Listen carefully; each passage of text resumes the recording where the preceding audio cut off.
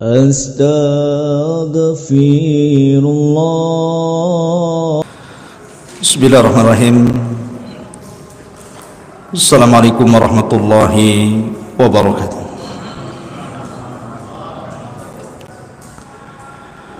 Bihamdillahi wassalatu wassalamu ala rasulillah wa ala alihi wa sahbihi wa mawalah wa la hawla wa la quwata illa billahi wa ba'du. Amma ba'du, ma'asyiral muslimin yang dimuliakan Allah subhanahu wa ta'ala. Alhamdulillah, di malam hari ini dengan izin Allah subhanahu wa ta'ala kembali kita bisa duduk untuk bertalabul ilmi. Salawat dan salam kita aturkan kepada Rasul kita yang mulia, Nabi besar Muhammad sallallahu alaihi wasallam. Pembahasan di malam hari ini masih membahas tentang tanda-tanda dari tanda-tanda kiamat besar. Dan sering saya katakan bahwa tanda-tanda kiamat besar itu berbeda dengan tanda-tanda kiamat kecil. Kalau tanda-tanda kiamat kecil terkadang datang kemudian lenyap, kemudian datang kembali, kemudian lenyap, dan begitu seterusnya. Tapi kalau tanda-tanda kiamat besar sekali muncul, maka tidak akan berhenti. Dari satu tanda ke tanda kedua, dari kedua ke tanda ketiga, sampai kiamat dibangkitkan. Artinya kalau sudah muncul tidak bisa dihentikan, karena tanda kiamat besar ini yang setelahnya ada hubungan dengan yang sebelumnya. Dan kembali kita menjelaskan dari tanda-tanda kiamat besar yang selanjutnya. Malam ini kita akan membahas tentang dabbatun minal ardh, binatang yang melata yang muncul dari perut bumi dan bisa bicara. Bagaimana sifat binatang ini? Di mana binatang ini muncul? Apa saja tugasnya? Kemudian bagaimana bermuamalah dengan manusia di akhir zaman? Dan bagaimana wafatnya? Inilah yang kita akan bahas tentang dabbatun minal ardh. Ma'asyiral muslimin yang dimuliakan Allah subhanahu wa ta'ala, saya akan mulai dari membaca firman Allah azza wa jalla dalam surat An-Naml ayat 82. Allah subhanahu wa ta'ala berfirman, wa idza waqa'al qawlu 'alaihim akhrajna lahum dabbatan minal ardh tukallimuhum anna an-nasa kanu bi ayatina la yuqinun. Apabila telah tetap ketetapan Allah subhanahu wa ta'ala terhadap mereka, maka kami akan keluarkan kepada mereka binatang yang melata yang keluar dari perut bumi, tukallimuhum, yang mengajak bicara kepada mereka, anna nasa, bahwa manusia, kanu bi ayatina la yuqinun, mereka dengan ayat-ayat kami tidak yakin. Inilah dalil tentang adanya dabbatun minal ardh fi akhir zaman, adanya binatang melata yang keluar dari perut bumi di akhir zaman. Dan ini tanda-tanda muncul 2 hari, ada yang mengatakan 3 hari setelah munculnya matahari dari arah barat. Jadi tanda-tanda ini muncul langsung setelah terjadinya matahari terbit dari arah barat. Artinya Taubat manusia sudah tidak diterima. Karena para ulama mengatakan bahwa syarat diterima taubat itu salah satunya adalah bicara tentang waktu. Kalau seandainya nyawa manusia belum sampai di tenggorokannya, maka taubat manusia masih diterima. Karena Allah Subhanahu wa taala berfirman, "Kalla idza balagatit taraqi wa qila man rah." Ingatlah ketika nafas sudah di kerongkongan, di tenggorokan kita ini, siapa yang akan bisa meruqyah, artinya mengobati, mengembalikan nyawa itu kembali ke jasadnya? Tidak mungkin dan mustahil. Karena ruh seseorang itu dikeluarkan dari mulutnya, kemudian pandangan mengikutinya. Makanya setiap orang yang mati itu dipastikan melotot matanya, maka disunahkan untuk ditutup supaya tidak menakuti manusia. Artinya kalau seandainya nyawa sudah di kerongkongan, artinya sudah dekat keluarnya. Dan ketika itu tidak ada yang mampu untuk mengembalikan ruh ke dalam jasadnya. Lah ketika nyawa berada di kerongkongan itu, maka tobat siapapun tidak mungkin diterima. Makanya Fir'aun ketika dia berusaha untuk bertobat, kemudian berteriak, "Amantu bima amanat bihi Banu Israel." Aku beriman dengan apa yang diyakini Bani Israel terhadap Musa alaihi salatu wassalam. Allah Subhanahu wa taala tidak menerima taubatnya Fir'aun karena nyawanya sudah di kerongkongan.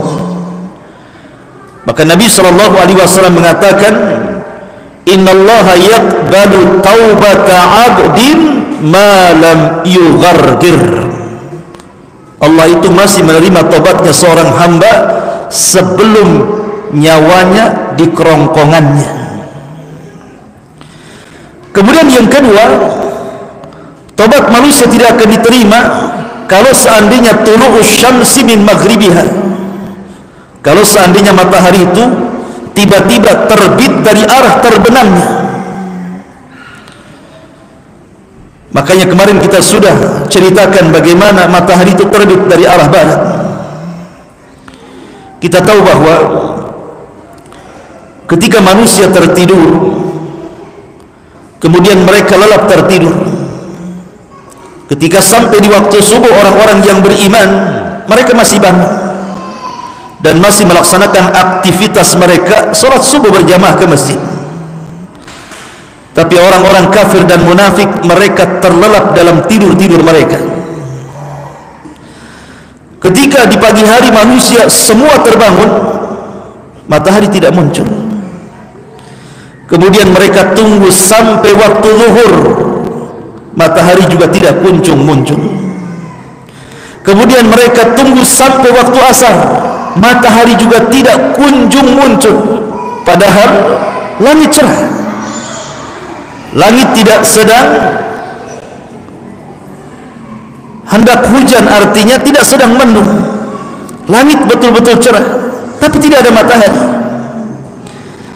Ketika kemudian waktunya matahari terbenam, justru muncul dari arah terbenamnya, tiba-tiba matahari muncul dari arah barat. Semua manusia menangis. Semua manusia menangis, mukminnya, kafirnya, fasiknya, salehnya. Tidak ada manusia kecuali mereka menangis. Sampai di antara mereka ada yang kehabisan air mata karena penyesalan mereka tidak bertobat sebelum matahari ini muncul dari arah barat. Tapi apalah gunanya bertobat? Sehingga manusia pun, seandainya para penyembah berhala itu melemparkan berhala-berhala mereka, kemudian mereka bertobat, tidak menyekutukan Allah Azza wa Jalla, tidak ada gunanya tobatnya. Makanya ketika terbit matahari dari arah barat, maka berhentilah seluruh aktivitas dakwah. Berhentilah para ustadz mengajar, para dai berdakwah, manusia-manusia baik untuk mengajak manusia bertobat, karena percuma, tidak ada gunanya. sama sekali tidak ada gunanya. La yanfa'u nafsun imanuha, karena iman seseorang tidak ada gunanya lagi. Dari sini ma'asyiral muslimin, terbitnya matahari dari arah barat itu 3 hari berturut-turut. Baru setelah itu 2 hari setelahnya muncul dabatun minal ardh wa idza waqa'al qaul alaihim akhrajna lahum dabbatan minal ardh tukallimuhum anna an-nas kanu bi ayatina la yuqinun. Dan apabila telah datang ketetapan Allah kepada mereka, maka kami keluarkan kepada mereka binatang melata yang keluar dari perut bumi, yang mengajak bicara manusia bahwasanya manusia mereka tidak pernah beriman dengan ayat-ayat kami. Makanya ketika binatang ini muncul, ada orang yang salat, kemudian binatang ini menunggu sampai orang itu selesai salat. Ketika selesai salat, tiba-tiba kemudian dia berpaling, di hadapannya ada dabatun minal ardh. Tiba-tiba binatang ini bicara, al-an tusalli ya abdallah, sekarang kau salat wahai hamba Allah, kemana saja engkau sebelummu?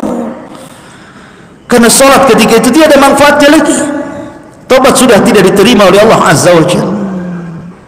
Artinya mereka hanya membawa amalan sebelum matahari terbit saja, dan tidak bisa menambah amalan lagi, karena berhenti taubat sampai di sini. Ma'asyiral muslimin yang dimuliakan Allah Azza wa Jalla, Abdullah ibn Mas'ud radhiyallahu anhu ketika memberikan catatan kepada ayat surah An-Naml 82 ini, wa idza waqa'al qawlu alaihim, apabila telah datang ketetapan Allah kepada mereka. Apa yang dimaksud ketetapan Allah di sini? Kata beliau, ayyakunu bimautil ulama wa dhihabul ilmi wa raf'ul Qur'an. Kalau seandainya ketetapan Allah itu datang, maksudnya seluruh para ulama ketika itu diwafatkan oleh Allah. Dan ingat bahwa wafatnya para ulama itu musibah yang tidak bisa digantikan. Kalau hari ini presiden mati, wakilnya senang, besok dilantik dia. Kalau hari ini para pengusaha mati, besoknya datang pengusaha yang lebih hebat dan lebih handal dibandingkan sebelumnya. Tapi kalau ulama mati, tidak ada satupun yang bisa menggantikan posisinya. Karena kondisi ulama itu semakin jauh, maka kualitasnya semakin rendah. Siapa yang bisa menggantikan Imam Syafi'i setelah wafatnya Imam Syafi'i? Tidak ada. Siapa yang bisa menggantikan Imam Malik, Imam Ahmad, Abu Hanifah dan ulama-ulama yang lainnya? Tidak ada. Makanya Nabi SAW mengatakan, mautul alim musibatun la tujbar. Kematian seorang ulama itu musibah yang tidak bisa digantikan. Ma'asyiral muslimin yang dimuliakan Allah Azza wa Jalla. Kemudian yang kedua, zihabul ilmi. Ilmu sudah dicabut. Mereka sudah tidak mengenal salat. Apa itu salat? Mereka tidak mengenal puasa. Apa itu puasa? Mereka tidak mengenal zakat. Apa itu zakat? Tidak mengenal haji. Apa itu haji? Tidak mengenal apapun dari ilmu agama. Yang mereka kenal hanya lafaz la ilaha illallah. Itu pun mereka hafal dari bapak dan moyang mereka, bukan karena ilmu mengucapkannya. Apabila datang ketetapan Allah seperti ini, orang sudah tidak mengenal ilmu salat, ilmu puasa, ilmu zakat, ilmu yang lainnya, dan mereka hanya mampu mengucapkan la ilaha illallah. Itu pun diucapkan oleh orang-orang yang sudah tua di antara mereka. Itu pun mereka dengar dari nenek moyangnya, bukan karena ilmu. Hilang ilmu di sini. Maka itulah ketetapan Allah Azza wa Jalla. Kemudian yang ketiga, raf'ul Qur'an. Al-Quran diangkat. Hudzaifah ibn al-Yaman, seorang sahabat yang dikatakan sirrun Nabi, pemegang rahasia Nabi SAW, mengatakan bahwa nanti di akhir zaman Islam itu tinggal namanya dan Al-Quran tinggal kertasnya saja. Jadi nanti di akhir zaman ketika antum membaca mushaf, tiba-tiba tulisannya hilang. Karena Rasul yang mengatakan nanti dalam satu malam Al-Quran ini akan diangkat, tulisan dan hafalan. Jadi sekarang kalau ada mushaf masih ada tulisannya, tapi nanti suatu malam hilang tulisannya. Antum membaca apa? Kertas kosong. Dan antum pun walau seandainya pun hafal beberapa ayat dalam Al-Quran, Allah hilangkan di dada-dadanya, sehingga tidak ada Quran baik bentuk tulisan atau bentuk hafalan. Apabila para ulama sudah mati semua, ilmu sudah diangkat, Quran sudah tidak ada lagi kecuali kertas kosong, kata Allah subhanahu wa ta'ala, akhrajna lahum dhabatan minal ard. Saat itulah Allah keluarkan binatang melata yang keluar dari perut bumi. Ini penafsiran siapa? Abdullah ibn Mas'ud radhiyallahu anhu. Ma'asyiral muslimin yang dimuliakan Allah azza wa jalla, ketika manusia, artinya bahwa keluar binatang ini, kondisi manusia sudah rusak karena sudah tidak ada lagi yang membimbing mereka, karena para ulama sudah tidak ada. Apa yang dibimbing? Sehingga orang-orang yang beriman yang bukan para ulama, mereka hanya mempertahankan keimanannya saja. Dan orang-orang kafir, maka mereka tidak mungkin keluar dari kekafirannya. Ketika itulah binatang melata ini muncul. Lalu apa tugasnya? Apa tugasnya binatang melata ini dan seperti apa bentuknya? Ma'asyiral muslimin yang dimuliakan Allah subhanahu wa ta'ala, di sini Allah subhanahu wa ta'ala menyebutnya dengan tukallimuhum. Artinya tukallimuhum itu tukhatibuhum. Artinya tukhatibuhum itu artinya mengajak bicara manusia. Jadi binatang ini bisa bicara. Jadi tugasnya adalah mengajak bicara manusia. Dalam sebuah hadis, walaupun dikritik riwayatnya, tapi masyhur bahwa binatang ini membawa tongkat Sulaiman, tongkat Nabi Musa dan cincinnya Sulaiman. Adapun tongkat itu digunakan untuk memukul muka orang-orang kafir sehingga menjadi gosong, menjadi hitam. Adapun cincin untuk menstempel dahinya orang yang beriman sehingga bersinarlah wajahnya. Itu tugasnya dabatun minal ard. Jadi ada dua penafsiran, maksudnya tukhatibuhum, tukallimuhum atau taklimuhum, artinya menstempel. Ada dua qiraah di sini. Tukallimuhum ngajak bicara, taklimuhum menstempel. Itulah tugasnya dabatun minal ard. Dan ketika sudah distempel, ikhwan, kalau seandainya sudah ditempel manusia itu, artinya di sini terbedakan antara orang-orang yang beriman dengan orang-orang kafir, karena sudah ada tandanya. Kalau sekarang kan kita tidak bisa membedakan mana mukmin mana kafir kan. Pamannya ada non muslim pakai baju koko, pakai gamis, disangka orang muslim. Bisa saja dia non muslim kan. Atau mungkin sebaliknya. Artinya kalau sekarang tidak bisa dibedakan. Kita masuk warung saja, kita tidak bisa dibedakan mana halal mana haram. Apakah yang masak ini muslim ataukah ia tidak muslim gitu ya. Terkadang ada beberapa restoran itu kita masuk bingung ini halal apa haram, syubhat jadinya. Tapi nanti di akhir zaman orang bisa dibedakan. Dalam riwayat Allah angkat nama-nama mereka karena terbiasa panggilan mukmin dan kafir, sehingga orang sudah lupa nama aslinya. Sehingga panggilan mereka di pasar-pasar itu, panggilan mereka hanya ya mukmin wa ya kafir. Ya mukmin wa ya kafir. Jadi kalau jual beli itu berapa min? Segini fir. Tidak ada lagi nama. Mukmin kafir, mukmin kafir. Ya. Nama sudah lenyap di situ. Jadi panggilannya itu ya mukmin, yang kafir anehnya tidak tersinggung. Di zaman itu walaupun yang kafir dikatakan ya kafir tidak tersinggung, seorang mukmin ya mukmin tidak tersinggung, dan itu sudah biasa. Coba kalau sekarang nggak boleh ngomong kafir saja, nggak boleh non muslim. Sekarang nggak boleh bilang kafir, harus non muslim atau saudara kita dari lain agama. Kafir itu keras, padahal Quran yang mengatakan kul ya ayyuhal kafirun. Quran yang mengatakan kafir. Lam yakunil ladzina kafaru. Nah, Quran yang mengatakan kafir. Masa tidak boleh kita katakan si fulan kafir? Boleh dalam Quran itu. Ya mungkin kalaupun mau diperhalus non muslim lah, apa bedanya? Nggak ada bedanya. Mau kafir mau non muslim sama saja. Tapi bahasa Quran itu kafir. Ma'asyiral muslimin yang dimuliakan Allah Azza wa Jalla. Jadi tidak tersinggung di zaman itu lain dengan zaman sekarang. Yang anehnya yang tersinggung itu bukan orang kafir.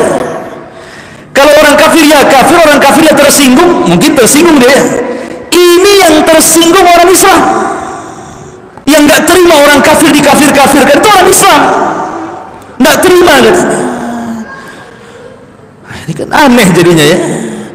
Kalau yang dikafirkan tersinggung wajar, tapi orang yang tidak disebut ya kafir padahal jelas-jelas orang kafir tersinggung dia, kemudian membuat dalih macam-macam ini itulah. Aduh, subhanallah, Quran yang mengistilahkan ya kafir. Jangan dihapus bahasa ini dalam Al-Quran. Quran itu tetap relevan sepanjang zaman, sejak zaman Rasul sampai hari ini, bahkan sampai kiamat dibangkitkan, akan sesuai dimanapun Quran ditempatkan, di zaman manapun, di tempat manapun, Quran itu akan relevan dengan zaman dan makan, waktu dan tempat. Ma'asyiral muslimin yang dimuliakan Allah Azza wa Jalla. Lalu seperti apa sifatnya binatang yang melata ini? Terjadi sidang pendapat di antara para ulama tentang seperti apa bentuk daripada binatang yang melata ini. Disebutkan oleh para ulama, qad ikhtalafatil aqwal fi ta'yini naw'i hadhihi dabbati. Telah terjadi perselisihan ulama tentang penentuan jenis seperti apa sebenarnya binatang yang melata yang keluar dari perut bumi di akhir zaman itu. Faminhum man qala, di antara mereka para ulama yang mengatakan annaha fasilatu naqati salih. Ada yang mengatakan bahwa binatang yang melata itu adalah anak unta dari mukjizat unta Nabi Saleh. Ketika kaum Samud, kaumnya Nabi Saleh, datang kepada Nabi Saleh alaihi salatu wassalam dan mengatakan, ya Saleh, kalau engkau seorang Nabi, buktikan mana mukjizatmu. Kalau engkau membuktikan mukjizatmu, kami beriman. Maka saking cintanya Nabi Saleh kepada kaumnya akan keimanan mereka, maka Nabi Saleh mengatakan, kalau begitu kalian ingin apa? Maka kaum Samud mengatakan, keluarkan dari batu ini unta usyarah. Unta tetapi usyarah, usyarah itu bunting 10 bulan. Unta yang bunting 10 bulan ketika keluar langsung melahirkan. Nah, coba keinginannya kan. Maka Nabi Saleh alaihi salatu wassalam tidak menolak. Kemudian dia pun salat, kemudian berdoa kepada Allah Azza wa Jalla. Maka Allah kabulkan permintaan Nabi Saleh. Keluarlah dari batu, tiba-tiba batu itu retak. Kemudian keluarlah dari batu itu unta yang sedang bunting 10 bulan, dan langsung melahirkan, disaksikan oleh kaum Samud. Maka kemudian Nabi Saleh alaihi wasallam memperingatkan unta ini, jangan diganggu. Kalau sampai kalian ganggu, azab akan menimpa kalian. Tapi apa yang terjadi? Fakazzabuhu fa'aqaruha. Maka mereka pun mendustakan ucapan Saleh, akhirnya mereka pun menyembelih unta ini. Makanya Allah mengatakan, ketika mentafsirkan kalimat ashqaha, maka diutus orang yang paling celaka dari kaum Tsamud. Siapa dia? Pertama Kidar ibn Salif, yang kedua Misra. Jadi ada dua orang yang paling celaka, namanya Misra dan Kidar ibn Salif. Dua orang ini yang membunuh unta soleh ini. Ada dua orang wanita, satu orang kaya, satunya punya anak gadis cantik-cantik.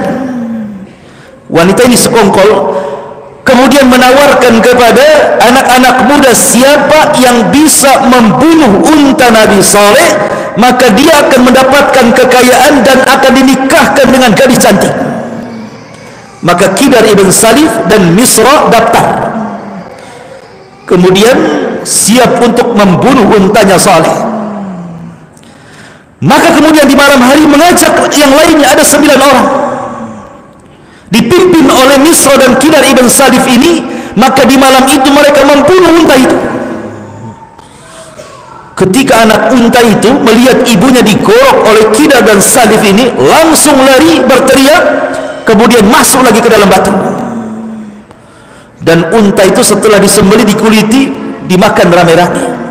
Keesokan harinya mereka datang kepada Nabi Saleh, memberitahu bahwa untanya sudah mati. Maka Nabi Saleh pun sedih, kemudian mengancam, kalau kalian sudah mendustakan mukjizat Allah, tunggu 3 hari, Allah akan azab kalian. Mendengar ucapan Nabi Saleh, dikiranya ancaman biasa, maka akhirnya Kidar dan juga Misra ini mengajak yang lainnya, orang-orang kampung yang tidak suka dengan Nabi Saleh. Malam itu setelah membunuh untanya, maka sekarang giliran membunuh Nabi Saleh dan keluarganya. Maka berangkatlah orang-orang ini yang hendak membunuh Nabi Saleh. Di malam itu Allah takdirkan terjadi hujan batu dan menimpa semua orang yang hendak mencelakakan Nabi Saleh. Hujan batu ini menimpa kepada orang-orang yang hendak membunuhnya saja. Ini azab pertama. Kemudian setelah Nabi Saleh tahu bahwa orang-orang itu berbuat makar dan Allah azab mereka dengan dihujani batu, kaumnya mulai ketakutan. Berarti ini bukan main-main. Maka mereka pun mulai mengurung diri, mengunci diri di rumah-rumah mereka. Di hari pertama menguning wajah mereka, di hari kedua memerah wajah mereka, di hari ketiga menghitam wajah-wajah mereka, di hari keempat semua orang tidak sanggup berdiri kena setruk. Di hari kelima Jibril datang, kemudian berteriak dengan sekali teriakan, semua mati, tidak ada satupun yang tersisa kecuali Allah binasakan. Itulah kaum Tsamud. Ada yang mengatakan dabatun minal ardi itu adalah anak untanya itu. Anak unta ini kan selamat, tidak dibunuh, yang lari ke dalam batu. Nanti di akhir zaman anak unta ini akan keluar, yang Allah firmankan, wa idza waqa'al qawlu alaihim akhrajna lahum dabbatan minal ard. Apabila telah datang ketetapan Allah kepada mereka, maka kami keluarkan binatang melata itu dari perut bumi. Maksudnya fasilatun naqit salih, anak unta dari unta Nabi Saleh alaihi salatu wassalam. Ini pendapat yang pertama. Kemudian wa minhum man qala, dan di antara para ulama ada yang mengatakan annahal jassasah allati kanat tatahassasil akhbar lid-dajjal. Sebagian mereka mengatakan bahwa binatang melata itu adalah jassasah. Jassasah itu diambil dari kalimat jasus, artinya mata-mata. Dan ini pernah diceritakan oleh seorang sahabat, Tamim ibn Aus ad-Dari radhiyallahu anhu. Ketika belum masuk Islam, dia seorang Nasrani, kemudian naik kapal dengan 30 anak buahnya dan dia nahkodanya. Kemudian kapalnya terhempas ombak sampai kemudian terhempas ke sebuah pulau. Ada yang mengatakan laut Yaman, ada yang mengatakan laut Syam. Sampai-sampai di Yaman itu ada namanya Pulau Socotra. Pulau Socotra, konon katanya Tamim ibn Aus ad-Dari ini terdampar di Pulau Socotra, dan Dajjal ada di situ, konon katanya. Ini kan nggak ada buktinya, karena hadis tidak menjelaskan di laut mana. Ya. Tapi kemudian orang-orang Yaman, orang-orang awam, mereka mengatakan pulau itu pulau Dajjal, namanya Socotra. Tapi yang jelas bahwa tidak ada nas dan dalil yang menunjukkan pulau itu adalah pulau Dajjal yang ditemui oleh Tamim bin Aus Ad-Dari radhiyallahu anhu. Maka tidak perlu disandarkan kepada pulau itu karena tidak ada dalilnya. Ini perkara gaib masalahnya. Jangan coba-coba mentakwil.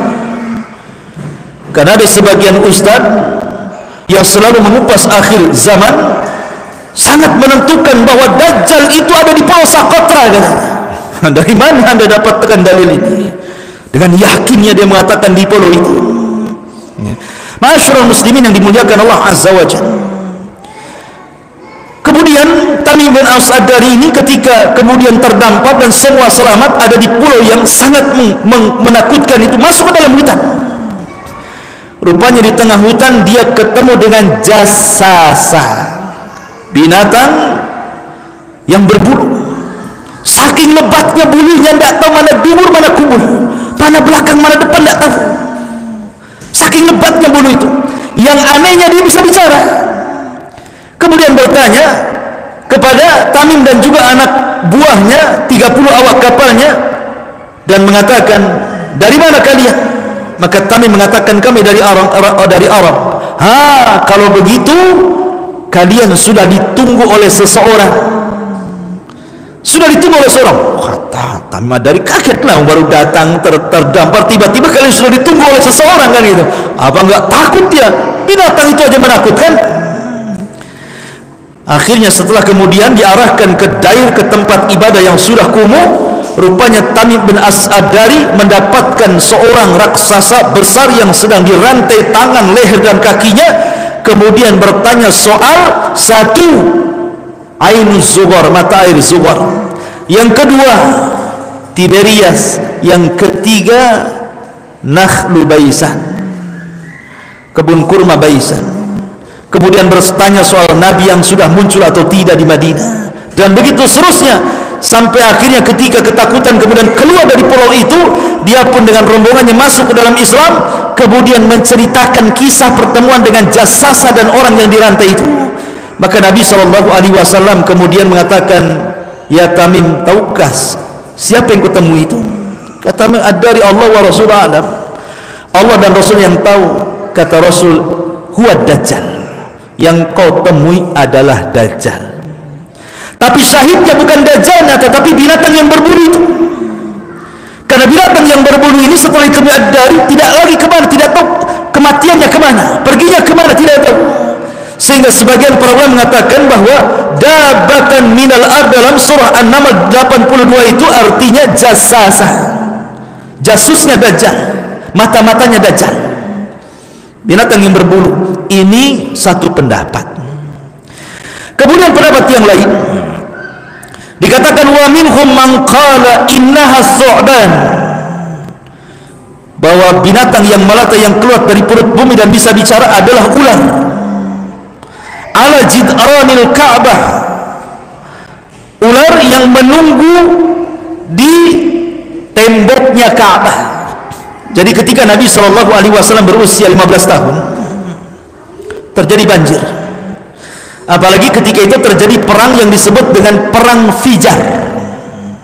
Perang Fijar itu perang antara Quraisy dan Kinanah melawan kabilah Qais ibn Ailan. Gara-garanya adalah Qais ibn Ailan ini melakukan penyerangan pertama di Ashhurul Hurum, di bulan yang sangat mulia. Yang kedua di tempat yang sangat mulia. Pertama menyerang di bulan Hurum, bulan-bulan yang mulia, Dzulqa'dah, Dzulhijjah, Muharram dan juga bulan Rajab. Yang kedua terjadi di Mekah. Sementara orang Arab pantang melakukan jihad di bulan-bulan mulia itu. Lah kabilah Qais ibn Ailan ini menyerang orang dari Kinanah. Akhirnya Quraisy tidak terima. Maka terjadilah perang yang disebut dengan perang Fijar. Fijar itu diambil dari fujur. Fujur itu artinya jahat. Fa'alhamaha fujuraha wa taqwaha. Fujur itu karena dia melampaui batas. Orang Arab tidak boleh mereka menghormati bulan haram, apalagi tanah haram. Kabilah kabilah Qais ini menyerang Kinana. Akhirnya Quraisy pun bersatu melawan kabilah Qais ibn Ailan. Terjadilah perang Fijar dan Rasul ikut terlibat dalam perang itu. Walaupun ketika itu usianya masih 14 tahun, ada yang mengatakan 15 tahun. Terjadi 4 tahun peperangan ini. Lah ketika peperangan inilah banyak kemudian batu-batu dilempar, akhirnya terkena Ka'bah. Maka Ka'bah hancur sebagiannya. Ditambah-tambah kemudian terjadi banjir, maka makin rusak lagi Ka'bah itu. Maka ketika itulah maka sepakat orang-orang Quraisy ingin merenovasi Ka'bah. Setelah terjadi perang Fijar, kemudian perang namanya setelah itu perjanjian Hilful Fudul, kan begitu urutannya. Perang Fijar dulu, kemudian Hilful Fudul. Hilful Fudul itu artinya mereka bersumpah untuk menolong orang yang dizalimi. Karena ada seorang laki-laki dari Zabid, dari Yaman, hendak mengantar dagangan pesanan Al-As ibn Wa'il As-Sahmi. Setelah pesanan itu datang kepada Al-As ibn Wa'il As-Sahmi, nggak mau dibayar. Maka marahlah seorang Arab dari Zabid Yaman ini, akhirnya berteriak di Ka'bah dan berdoa kepada Allah, minta supaya Al-As ibn Wa'il As-Sahmi mengembalikan barangnya karena nggak mau bayar. Didengar oleh orang Quraisy, bangkit mereka membela laki-laki ini. Maka akhirnya kemudian mereka sepakat untuk melawan Al-As ibn Wa'il As-Sahmi karena sudah menzalimi orang. Maka ini disebut Hilful Fudul. Mereka bersumpah untuk menolong orang yang dizalimi. Ya. Lah Nabi SAW ketika menjadi Nabi dan Rasul mengatakan, kalau seandainya terjadi Hilful Fudul, aku juga ikut terlibat lagi, katanya. Karena itu sebuah kebaikan menolong orang yang dizalimi. Makanya Rasul mengatakan, unsur akhaka zalim wal mazlum. Tolonglah saudaramu, baik dia zalim, artinya cegah kezaliman, ataupun mazlum, dia dizalimi. Intinya bahwa Ka'bah rusak gara-gara perang Fijar. Ada yang mengatakan rusak juga ditambah dengan adanya banjir. Sehingga orang-orang Quraisy ini ingin merenovasi Ka'bah. Ketika hendak mendekati Ka'bah, ada ular di situ. Mereka nggak berani dekat kepada ular itu. Mereka berusaha untuk mengusir ular, tidak mau. Dan mereka meyakini itu penjaga Ka'bah. Tapi kemudian tiba-tiba datang burung. Burung ini kemudian terbang, melihat ada ular, disambarnya oleh kakinya, kemudian dibawa terbang, kemudian entah berantah dibawa kemana. Kemudian mereka merasa bahwa amaliyah kita hendak merenovasi Ka'bah dikabulkan oleh Allah Azza wa Jalla. Karena buktinya penjaga yang mereka takuti sudah hilang. Entah berantah dilempar kemana oleh burung itu. Tapi ketika itu juga mereka tidak mau dekat Ka'bah. Mereka sudah bawa palu, siap digempur gitu ya. Kenapa mereka nggak berani? Karena kakek buyut mereka yang menyaksikan bagaimana Abraha menyerang Ka'bah, diserang Ashabul Fil. Mereka takut kalau seandainya mereka merobohkan Ka'bah, kejadiannya seperti Abrahatul Asram diserang Ababil gitu. Jadi tidak mau dekat-dekat juga. Maka mendekatlah orang tua mereka, namanya Al-Walid ibn Mughirah, yang turun kepada surah Al-Mudaththir itu, Darni wa man khalaqtu wahida. Ini ayat ini turun kepada Al-Walid ibn Mughirah itu. Lah Al-Walid ibn Mughirah ini berani dia mengatakan, kalau seandainya memang ini sebuah kesalahan, cukuplah saya mati. Kalian tidak perlu datang, nggak perlu ikut menghancurkan Ka'bah. Tapi kalau tidak terjadi apa-apa dengan diri kita, maka berarti amaliyah kita diterima oleh Allah Azza wa Jalla. Maka setelah kemudian Al-Walid menghancurkan Ka'bah sekeping-sekeping, tidak terjadi apa-apa. Maka sepakatlah orang-orang Quraisy menghancurkan Ka'bah, kemudian merenovasinya. Cuman masalahnya karena kurang dana, karena mereka mensyaratkan dana halal, sehingga Ka'bah tidak sebagaimana Ka'bah yang dibangun Ibrahim. Mereka hanya sanggup membangun separuh, dan separuhnya lagi ditinggalkan, hanya dibuat lingkaran yang sekarang disebut Hijr Ismail. Harusnya Hijr Ismail masuk. Makanya orang Terop tidak akan sampai di tengah Hijr Ismail dan Ka'bah, pasti melewati, karena itu dalamnya Ka'bah di situ. Ya. Intinya bahwa ada yang mengatakan bahwa ular ini ketika diambil burung kemudian dilempar entah berantah kemana, lah inilah yang kelak akan muncul di akhir zaman yang disebut dengan dabatun minal ard. Ini pendapat yang ketiga. Kemudian juga kata para ulama, wa minhum man qala innaha insanun mutakallim yunadiru ahlal bid'ah wal kufri wa yujadiluhum. Pendapat yang keempat, bahwa binatang yang melata yang keluar dari perut bumi itu ya maksudnya manusia yang bicara. Manusia, bukan binatang, manusia yang membantah ahli bid'ah dan ahli kekufuran dan membantah kesesatan mereka. Berarti kalau ini ya sudah ada ustaz-ustaz yang membantah orang-orang yang menyelisih sunnah dan juga orang-orang yang kufur sejak zaman Nabi sampai hari ini ya banyak kan. Berarti dabah itu sudah muncul sejak lama. Jadi saya juga termasuk dabah lagi nih. Kalau ini penafsirannya kan itu. Kemudian ada juga yang mengatakan dabah itu bentuknya aneh, sebagaimana diriwayatkan dalam beberapa referensi, diantaranya adalah dari Ibnu Zubair radhiyallahu an. Dia mengatakan dabatun minal ar, itu binatang yang melata yang dari perut bumi itu adalah ra'suha ra'su sawrin wa ainuha ainu hinzir wa udhunuha udhunu filin wa qarnuha qarnu ailin wa unukuha unuka ni'amatin wa sadruha sadru asadin wa launuha launu namrin wa khasiratu hirrin wa zambuha zambu kabsin wa qawaimuha qawaimu ba'irin. Ini aneh. Jadi dabah itu adalah kumpulan sifat-sifat binatang.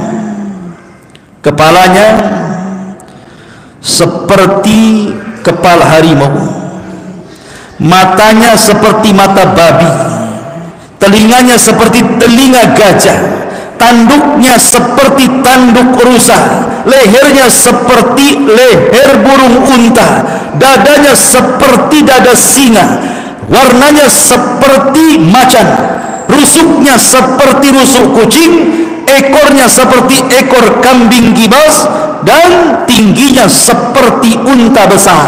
Kayak apa itu? Coba antum gambar. Kayak apa itu? Seperti itulah dabatun minal arz. Ini satu pendapat. Ada juga yang mengatakan bahwa dabatun ar itu besar, binatang yang besar, kakinya belum keluar dari bumi, kepalanya sudah menyentuh awan. Anda bisa bayangkan, kakinya belum keluar dari bumi, dia kan binatang yang keluar dari perut bumi, kakinya belum keluar, kepalanya sudah menyentuh awan. Sebesar apa itu binatang itu?